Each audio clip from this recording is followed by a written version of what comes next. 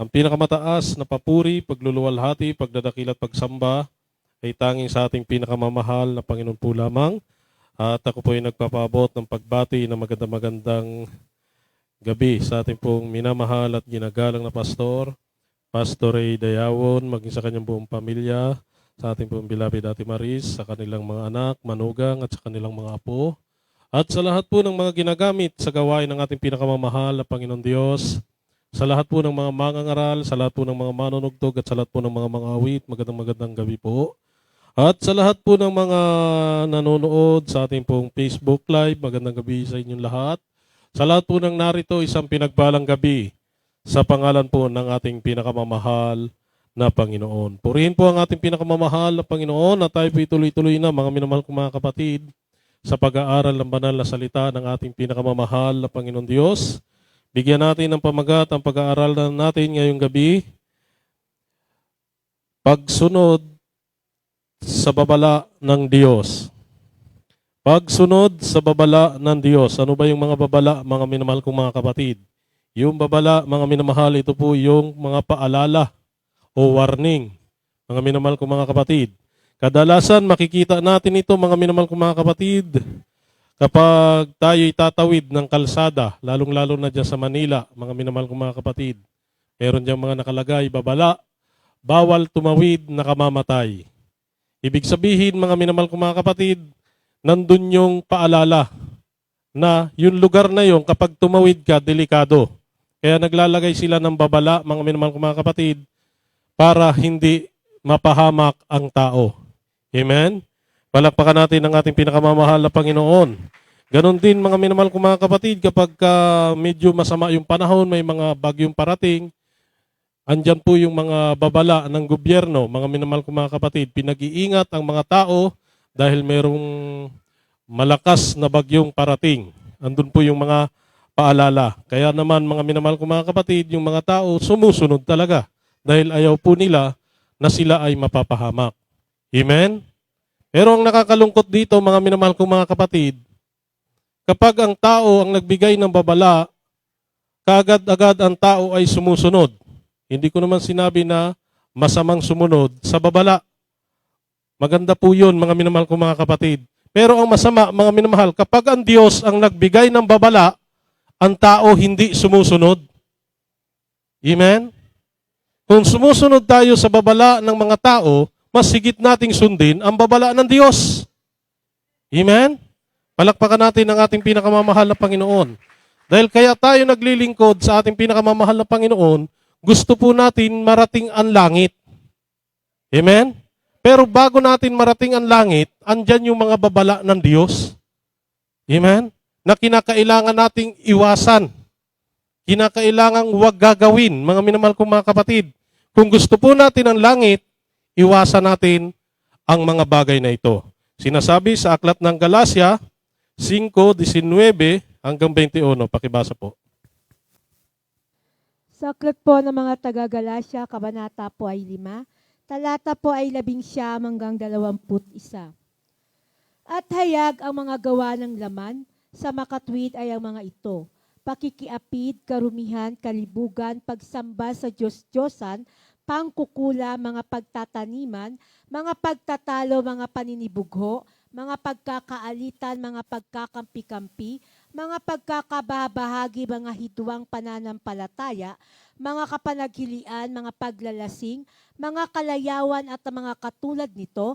Tungkol sa mga bagay na ito ay aking ipinagpapaunang ipaalala sa inyo, tulad sa aking pagpapaalala ng una sa inyo, na ang mga nagsisigawa ng gayong mga bagay ay hindi magsisipagmana ng kaharian ng Diyos. Palakpakan natin ang ating pinakamamahal na Panginoon. Gusto po natin ang langit, mga minamahal kong mga kapatid. Pero ito yung paalala ng Biblia, mga minamahal. Na kung gusto mong magmana ng kaharian ng Diyos, gusto mong marating ang langit, huwag mong gagawin ang mga gawa ng laman. Amen? Dahil sinasabi ng Biblia, mga minamahal kong mga kapatid, hindi magmamana ng kaharian ng Diyos ang mga ganitong ginagawa ng tao. Inisa-isa po dito, mga minamahal kong mga kapatid, sabi dito, at hayag ang mga gawa ng laman sa makatuwid ay ang mga ito: pakikiapid, karumihan, kalibugan, pagsamba sa Diyos-Diyosan. Inisa-isa mga minamahal yung mga pagsamba sa Diyos-Diyosan, mga minamahal kong mga kapatid, na kapag tayo nagpatuloy dyan, talagang hindi tayo magmamana ng kaharian ng Diyos. Pangkukulam, mga pagtataniman o pagtatanim ng sama ng loob, pagtatanim ng galit, mga minamahal kong mga kapatid. Yung pagtatanim ng galit sa puso sa ating mga kapwa, gawa ng laman. Amen? Hindi magmamana ng kaharian ng Diyos, mga minamahal kong mga kapatid. Mga pagtatalo, maging pagtatalo, mga minamahal kong mga kapatid. Kaya nga ipinagbabawal dito sa atin yung pakikipagdebate. Amen? Dahil sa pamamagitan ng pakikipagdebate, nagtatalo sila tungkol sa pagka-Diyos ng ating pinakamamahal na Panginoong Jesucristo. Amen? Bawal po sa ating pinakamamahal na Panginoon yan, yung pagtatalo, gawa ng laman yan.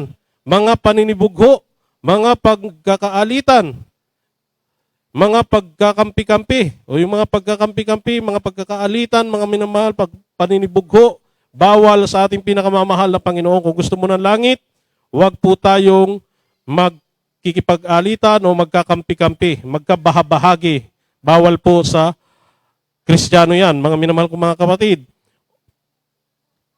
O mga pagkabahabahagi, mga hidwang pananampalataya, mga kapanaghilian, mga paglalasing.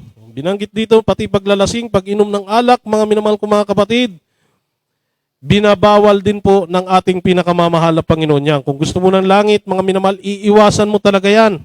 Katulad nga nung patutuo ng ating mahal na kapatid kanina, ating beloved brother Wilson, mga minamahal, dati-rati siyang alipin ng bisyo.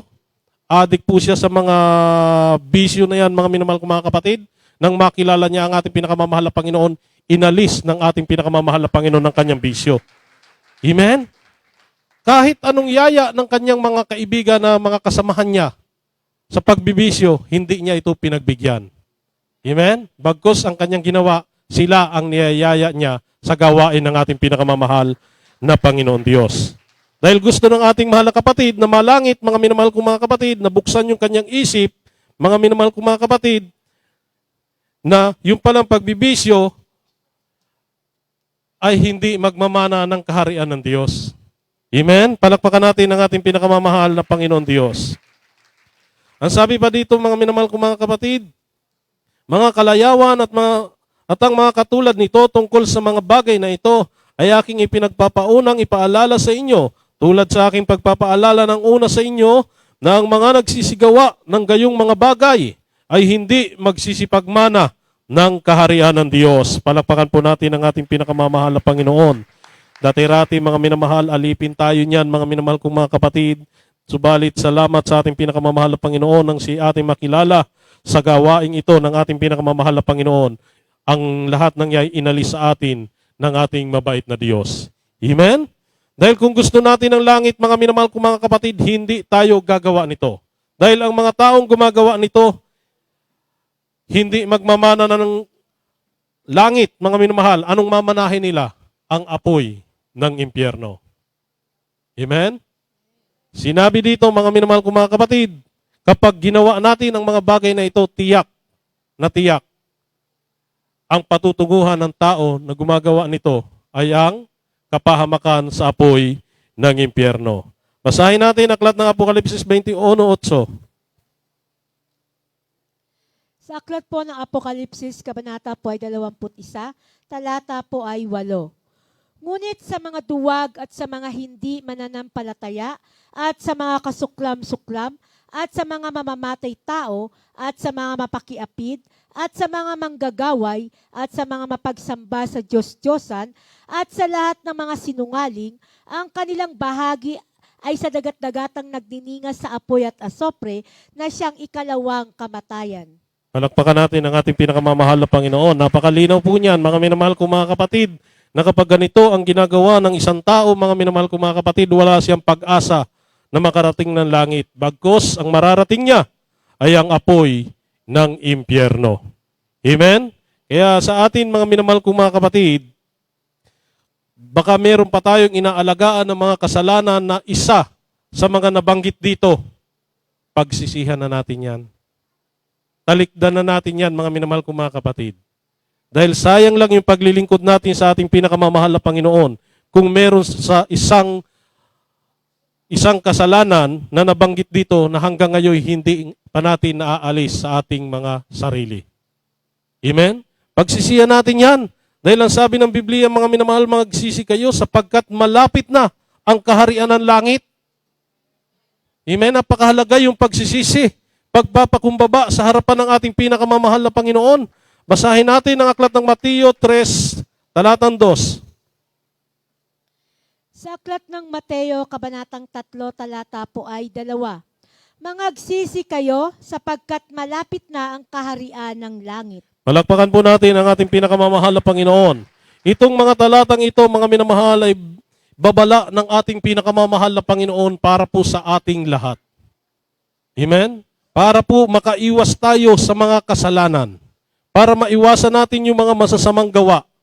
Para po tayo mapunta ng langit, mga minamahal kong mga kapatid.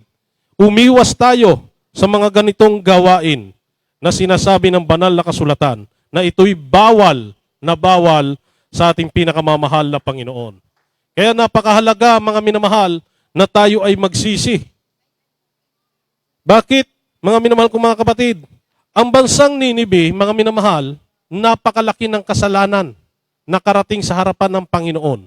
Subalit, hindi agad-agad ginunaw ng Diyos ang bansang Ninibe, mga minamahal kong mga kapatid. Binigyan sila ng pagkakataon para sila'y makapagsisi. Binigyan sila ng babala sa pamamagitan ng mangangaral ng Diyos. Kaya yung mga babala ng ating pinakamamahal na Panginoon, saan nyo maririnig? Sa mga mangangaral ng Panginoon. Amen? Sa ating beloved pastor, mga minamahal kong mga kapatid, maririnig po natin kung ano yung babala ng Diyos. Amen? Palakpakan natin ang ating pinakamamahal na Panginoon. Basahin natin, mga minamahal, aklat ng Jonas 1, talatang 2. Sa aklat po ng Jonas, unang kabanata, talata po ay 2.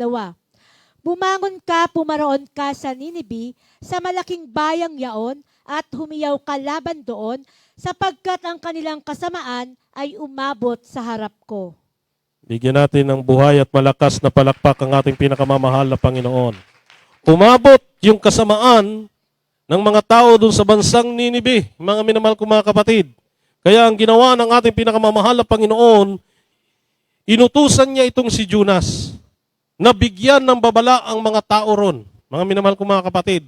Subalit, ang nangyari, mga minamahal kong mga kapatid, itong si Jonas, naging matigas ang ulo, tumakas sa utos ng ating pinakamamahal na Panginoon.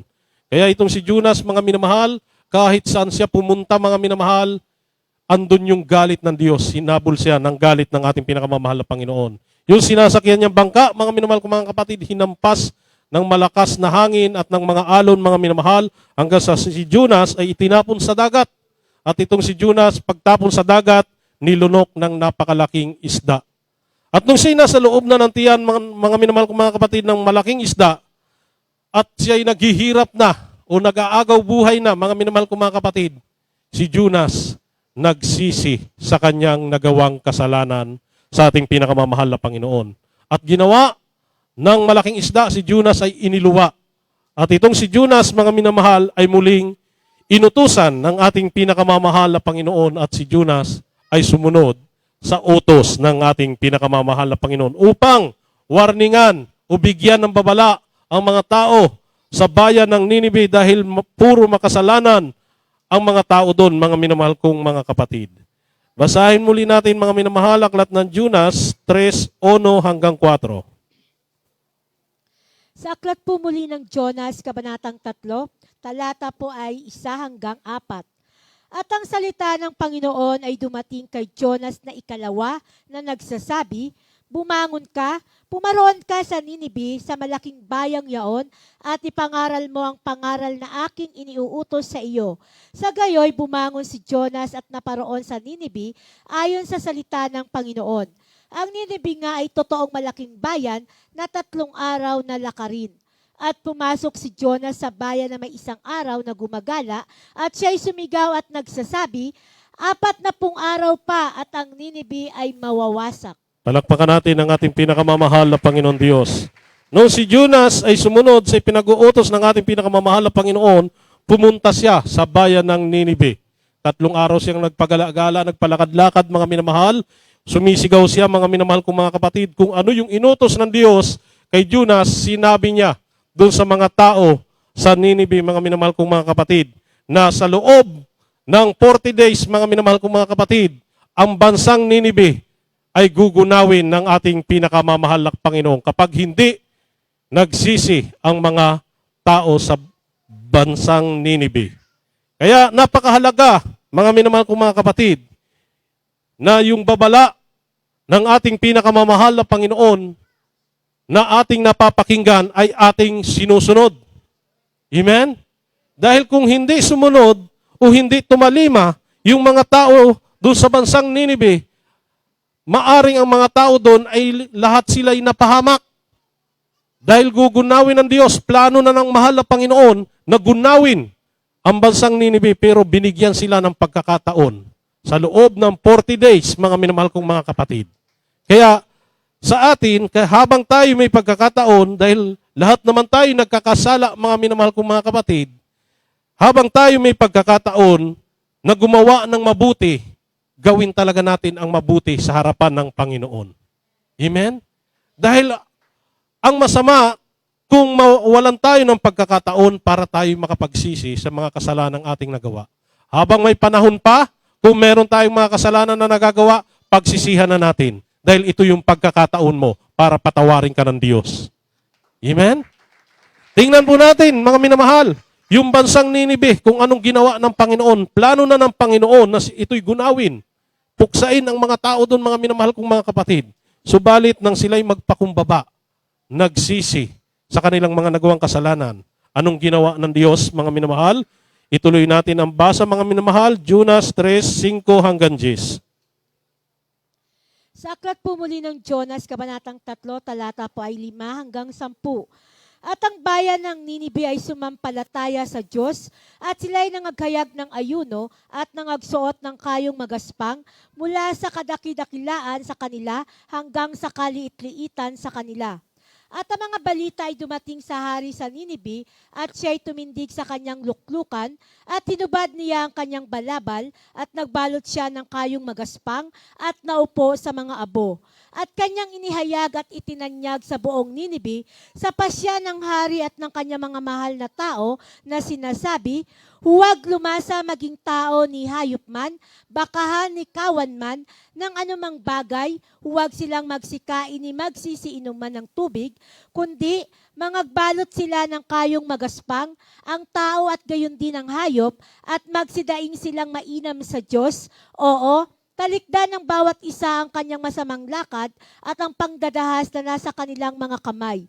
Sino ang nakakaalam kung manumbalik ang Diyos at magsisisi at hihiwalay sa kanyang mabangis na galit upang tayo'y huwag mga matay? At nakita ng Diyos ang kanyang mga gawa na sila'y nagsihiwalay sa kanilang masamang lakad at nagsisi ang Diyos sa kasamaan na kanyang sinabing kanyang gagawin sa kanila at hindi niya ginawa. Palakpakan natin ang ating pinakamamahal na Panginoon Diyos. Sa kabila ng napakalaking kasalanan ng bansang Ninibe sa harapan ng ating pinakamamahal na Panginoon. Pero yung mga tao doon, mga minamahal, nung marinig nila yung warning ng Diyos sa pamamagitan ng mga ngaral na si Jonas, mga minamahal kong mga kapatid, kaagad silang nagsisi sa kanilang mga nagawang kasalanan. Simula sa bata hanggang sa pinakamatanda, nag-ayuno. Tanda ng pagpapakumbaba sa harapan ng ating pinakamamahal na Panginoon. Maging lahat ng kanilang mga alagang hayop, nag-ayuno, mga minamahal kong mga kapatid. Tanda na sila'y nagsisisi sa harapan ng ating pinakamamahal na Panginoon Diyos. Subalit nung makita ng ating pinakamamahal na Panginoon na yung mga tao doon, taos sa puso yung kanilang pagsisisi o pagbabalik loob sa ating pinakamamahal na Panginoon, yung plano ng Diyos na masama para doon sa bansang Ninibe, mga minamahal, na gugunawin, pupuksain ng mga tao doon, muli itong nabago. Amen? Sa pamamagitan ng pagsisisi sa mga kasalanan. Kung hindi tumalima, kung hindi sumunod sa babala ng Diyos, ang mga tao ng Ninive, mga minamahal, maaring sila'y napahamak at ibinulid sila sa apoy ng impyerno. Amen? Pero nang dahil sa kanilang pagtalima, pagsunod, sa babala ng ating pinakamamahal na Panginoon Diyos, ang bansang Ninive, ang mga tao doon, naligtas sa tiyak na kapahamakan. Amen? Kaya napakahalaga, mga minamahal kong mga kapatid, na tayo ay magbalik loob o tayo ay magsisi sa lahat ng ating mga nagagawang kasalanan habang tayo'y merong pagkakataon. Dahil itong katulad nitong mga tao sa bansang Ninive, mga minamahal kong mga kapatid, plano na ng Diyos na sila'y gunawin o patayin, mga minamahal kong mga kapatid, pero nagbago ang lahat, mga minamahal, nang dahil sa pagpapakumbaba ng mga tao doon. Umpisa sa pinakahari hanggang sa kaliit-liitan, lahat sila nagsisi sa kanilang mga nagawang kasalanan. Amen? Kung nagsisi yung mga hari doon, mga minamahal kong mga kapatid, at lahat ng mga tao doon, tingnan naman natin ang ginawa ng Panginoon. Ang Panginoon, Diyos ng mga Diyos, hari ng mga hari, pero ang Panginoon, nagpakumbaba. Ipinakita niya, kahit siya'y Diyos, nagsisisi rin po siya sa kanyang masamang gagawin sa bansang Ninive. Amen? Ibig sabihin, mga minamahal, kahit siya'y pinakamataas na sa lahat, andun pa rin yung pagsisisi. Amen? Minsan, ang tao, napakataas, mga minamahal kong mga kapatid, hindi magawa na magsisi, mga minamahal, sa kanyang mga nagagawang kasalanan, sa kanyang mga nagagawang kasamaan. Pero tingnan natin yung kabutihan ng Diyos. Ang Diyos ay naging halimbawa, mga minamahal, na hindi niya inaring siya ay pinakamataas sa lahat. Dahil ang sabi sa Jis, at nakita ng Diyos ang kanilang mga gawa na sila'y nagsihiwalay sa kanilang masamang lakad at nagsisi ang Diyos sa kasamaan na kaniyang sinabi, sa kaniyang gagawin sa kanila at hindi niya ginawa. Palakpakan po natin ang ating pinakamamahal na Panginoon. Kaya yung pagpapakumbaba, mga minamahal kong mga kapatid, sa harapan ng ating pinakamamahal na Panginoon, napakahalaga nito sa ating pinakamamahal na Panginoon Diyos. Para mapatawad ang ating mga kasalanan, mga minamahal, kung sabi ko nga kanina, kung tayo meron pang inaalaga ang mga kasalanan na isa doon sa mga nabanggit doon, ngayon ang oras para pagsisihan mo at baguhin mo ang iyong sarili. Amen? Dahil merong kapatawaran pa sa ating pinakamamahal na Panginoon.